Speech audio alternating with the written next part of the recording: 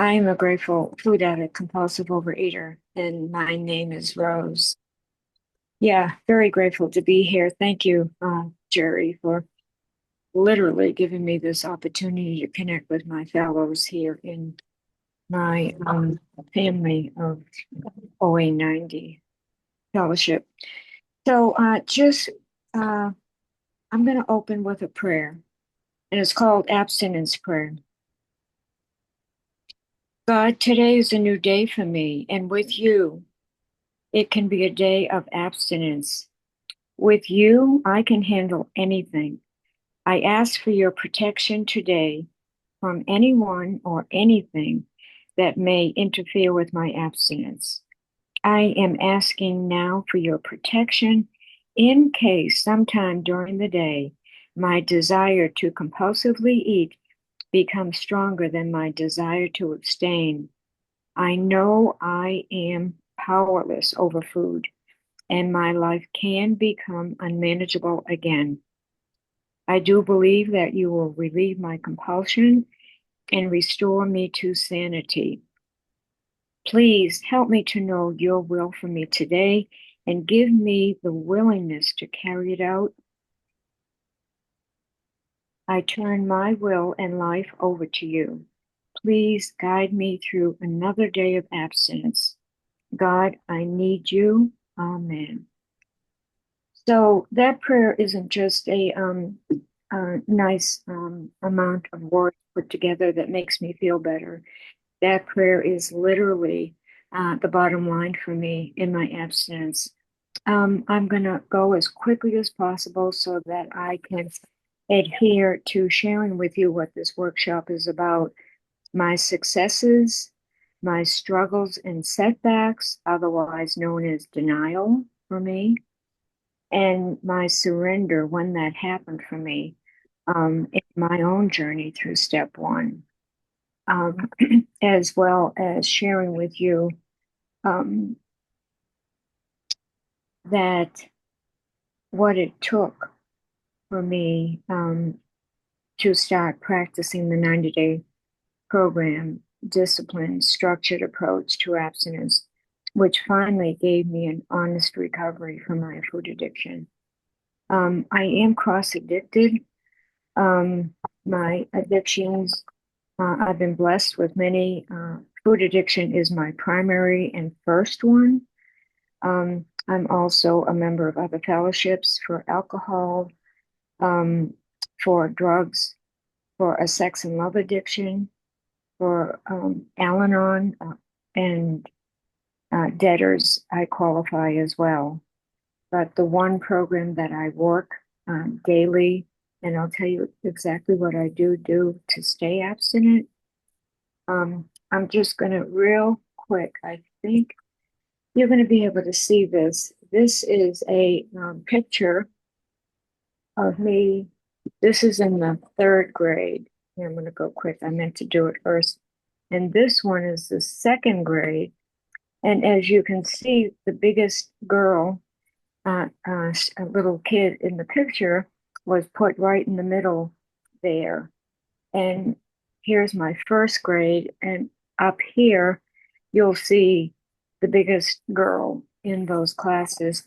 And these just turned up last weekend. I mean, maybe my higher power knew I was going to be qualifying. I don't have any idea where those pictures were. They turned up in storage. Um, but that will tell you I'm a compulsive overeater, I believe, from birth.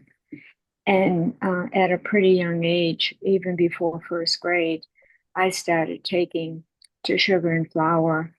Um, I was born and raised in Boston. I was the youngest of five children.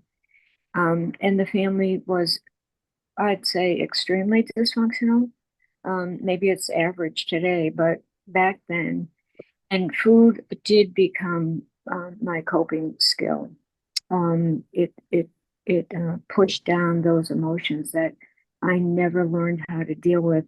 And I don't know that I'll get to it in my qualification today and my sharing with you how I stay abstinent. Um, Many things come up in recovery. And the rock of Gibraltar for me is being abstinent, food sober. Of course, not drinking, not using drugs, not imbibing in any of my other addictions as well. Um, from 1 to 13, and here's another picture. This is my junior high graduation with my parents.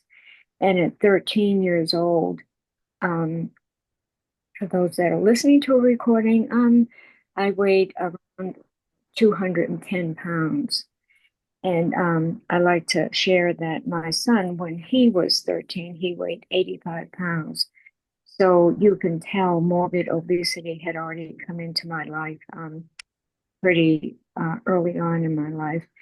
And the thing I want to say about that is becoming fat, which is what I was, and then becoming obese. My whole emotional life, I'm now 79 years old and dealing with um, emotional difficulties that have come up, especially in the past 2, 3 years for me, specifically a level of anxiety that's almost, if I wasn't abstinent, it would be unbearable for me.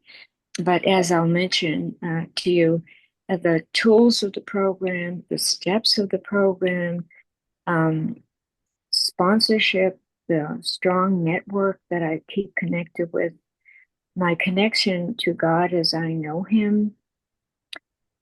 There are so many supports there. I could go on listing them for quite a long time. Uh, I'm going to just show one more picture. It's pretty old and faded, but that's my college graduation. And at that point, I'm probably around 250 pounds.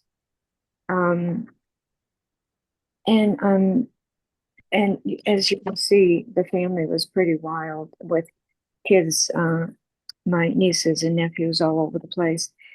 And one of the memories I'll share, because in recovery, it doesn't exist for me, that sense of separation, isolation, and loneliness, even with a big family. We never talked to each other. My dear mother was a compulsive overeater, and she was never nurtured, and she was abused quite terribly in her childhood. And I know this is not a unique situation, but it is mine. And that prepped me for becoming a food addict that had to have her fix at all times. So just going through the statistics, I came into traditional OA back in June of at around 250 pounds. Um, and this will tell you in addressing the workshop is about my struggles and setbacks prior to getting to 90 day, and they're critically important. When I went to my first OA meeting, the steps were up. It was a church basement, and they had AA meetings there too. But the steps were up on the wall, and it says the first step is we admitted we were powerless. And there it said alcohol. So we admitted we were powerless over food and that our lives had become unmanageable.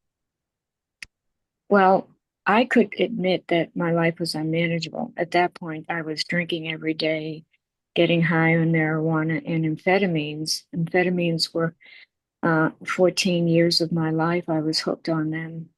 Um, but at that first meeting, I did not admit powerless over food. And for the next 39 years in OA, thanks be to God, I never left OA. I lost weight that first year. The food plan then was Gray Sheet. I lost 125 pounds for the first time. And throughout the years, I went up and down and up and down because of never admitting I was powerless over food. I did get into AA about 5.5 months after coming to OA. And I was able to admit it was in my face that I was an alcoholic, as well as a drug addict. I was using those substances every day. And I couldn't live without them. But so I arrived out followed. So my weight then was 250. I lost 125. Next 39 years, I probably kept my weight around, and I mean weight. I would count calories. I never honestly followed a food plan. I lied freely to myself, which was called denial. Didn't even notice I was lying. And I also freely lied. I found ways to rationalize my lying to a sponsor. And often I lied by not calling them anymore. And so that's part of the history of when I arrived at the doors of OA 90 on May 1st, 2012. At that point, I was binging and I could not control it. And I called up a close friend of mine up in Massachusetts, and she was in 90 Day. I had never heard of it. She told me about it. Um, and she offered to sponsor me. And I said to her, you know what? I said, just because I'm good friends with you doesn't mean I wouldn't lie to you or just stop calling you. And she said to me, again, I want to mention the slogans here as one of part of my toolkit for living a day at a time. She said, well, just try it a day at a time. And it was as if I had never heard it those 39 years.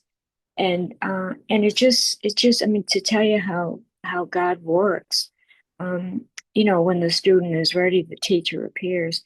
Well, I had no sense that I was ready for anything, but I did know I had hit a bottom with food because I couldn't stop the binge I was in. And that, for me, if there's nothing else I would share, was a requirement that I had to admit Rose did not have the answers with my college degree, with my experience in life, whatever jobs I worked at. I did not have the answer on May 1st, 2012, to stop eating what I was eating. We don't mention foods, but it was sugar, that's for sure. And it frightened me. And it was the first time I got frightened, but it was a fear that was needed for me to hit that bottom and turn to this program that I thought was cuckoo. I mean, a digital scale, no caffeine, um, eating at certain times of the day, sitting down to eat. I'll get into what was given to me. And little did I know at that time that every instruction given to me was a lifesaver and continues to be. I came in at 150 when I came to OA 90, and it was a matter by December. I had lost the weight. My goal, my maintenance weight given to me by my sponsor, not by myself, was around 125. It's changed because for some reason I tend to be less, and my sponsor has no objection to what my weight is. I'm 118 at this point, but that's where my maintenance weight has been since December 2012. I never maintained weight for 12 and a half years or anything like that. So let's see. Let me get to, so that was my surrender on May 1st, 2012. But that didn't prepare me for the intensity of this disease. So I stayed on the 90-day food plan, but the requirement that if I changed a vegetable or my sponsor gave me very specific directions, I was very clear on it. But Rose felt she still knew more. My sponsor happened to be alcoholic as well, and I was sober a lot longer than she was. So my ego, my my denial of the disease, of its being cunning, baffling, powerful, was in operation unbeknownst to me. Um, but the way I learned, so I will share briefly about the setbacks that took place. Um, they were setbacks. Yeah, I went back to day one of my abstinence 4 different times in the first 5 years for me. The reason being, and I'll just lay it out specifically, seriously, you wanted me to work all 9 tools? I mean, okay, I could go for the plan of eating and sponsorship. Oh, I get that. Meetings, those 3 telephone calls. I am not exaggerating with my tone of voice. To make 3 calls a day, and you know what it's like. You call and you don't get somebody, and you leave a message, and da da da da da. Well, Rose was above that. Um, I didn't have to do what you all did. I somehow had this self-acquired permission to excuse myself from all 9 tools. And I also didn't realize it, but my lying mechanism, my self-lying, my first break, I don't remember exactly, but I do know it was something like, well, for one, my sponsor instructed me that once I had all my food prepared, was that I'd go to my food notebook, which was always there in the kitchen, and I would check off each item of my meal.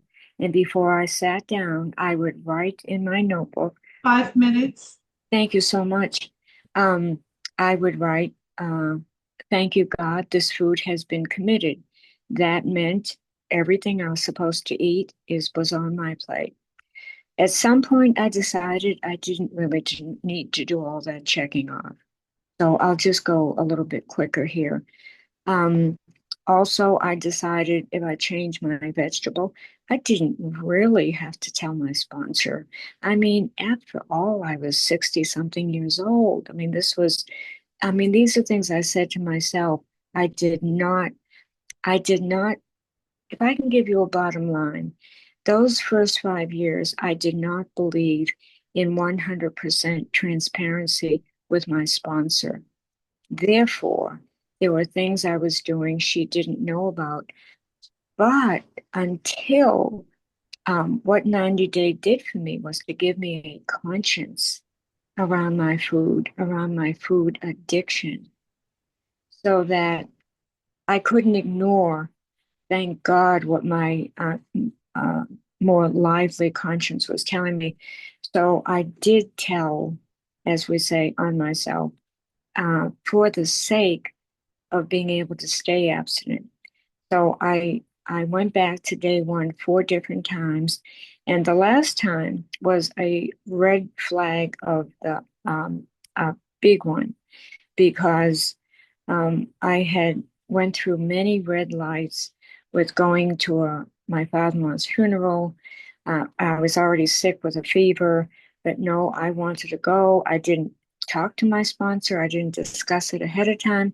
I just forged ahead because it's what Rose wanted. So uh, I ended up, there wasn't food there that I could eat at several of the meals. So I ended up binging on food on my food plan and not having food that I was supposed to have, such as protein. That, for me, told me I needed to work, and this is the bottom line on everything. I needed to work all 9 tools every day, so that um, I've been abstinent now. Yesterday was an 8 year anniversary for me in 90 Day. And that is purely God's grace. I am not exaggerating. The difficulties in my immediate family these past 3 years, where my whole living situation has turned upside down, and I'm living on my own with a level of anxiety that some days I call people up that I know and talk to them and tell them I'm freaking out. And the reason I do it is I am not going to put a piece of food in my mouth that isn't on my food plan, because Being abstinent is my connection to God, and being abstinent is my entire life. If I hope to work through any situation, which many life difficulties have been worked through because of being abstinent, it is more crucial now than ever. I think I might have enough time. I want to just read one entry in our For Today book for July 19th, because it really spells out for me what my abstinence means to me. OA is a new way of life. Nothing in this program has much relationship to anything I have known before. There are steps to take and meetings to attend. Recovery means going to any lengths to stay abstinent. It means being willing to give up for today any or all of the comfortable and familiar old ways that may interfere with abstinence, including cooking, restaurants, friends, meals from my family, flag, and country. I found it wasn't necessary to give up these things, but I had to be willing. Willingness is the key. Without abstinence, I have nothing except a killing, progressive disease. For today, I am willing to put abstinence first. This means talking to anyone who is able to help me, asking questions even though they may make me appear foolish, making phone calls even though I may bother someone. I'll just wrap it right up. Thank you so much. Um, I just want to say thank you. There were probably many people here on the workshop who have been walking this road for me, especially the past 2-3 years, and literally are giving me the courage to not only stay abstinent. I don't fight with my abstinence. I am a free woman. I am happy, joyous, and free in my abstinence. In other areas of my life, I'm not. But through God's grace, and every member of OA 90 for me is how I make it. So I will end it since my time is out.